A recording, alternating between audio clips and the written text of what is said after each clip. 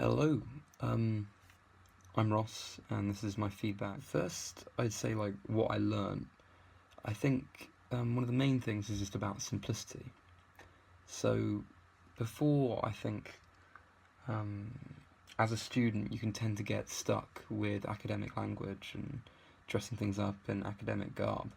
But it really impressed upon me how important it is to really just keep things simple, because from there it's much easier to make things resonate with people. And without that simplicity, they're just not going to understand what you're saying. But also that it wasn't too formal, so you felt like you could ask questions that you frankly wanted to ask without feeling a bit sort of, I don't know, nervous or apprehensive about it.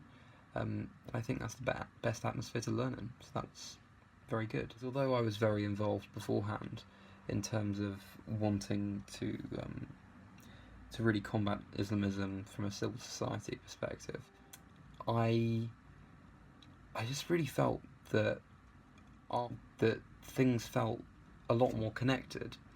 In that before I wasn't really linked to anything. Now I feel like I'm part of something much bigger.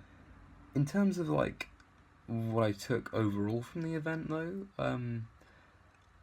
I think one of the main things was just don't give in. And that sounds strange because it implies that I would have given in before, which I wouldn't have.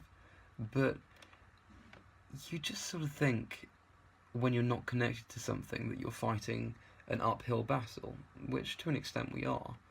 But I really feel much more invigorated now, knowing that there's other people wanting to do the same thing as me, and that I'm not alone. So that's a great thing. And also the other thing is that we can change things. You sort of think of society as this thing that's moulded from the people at the very top, but that's not really true. Social movements have the power to do huge things. I think we're beginning to see the beginnings of that, so that's amazing.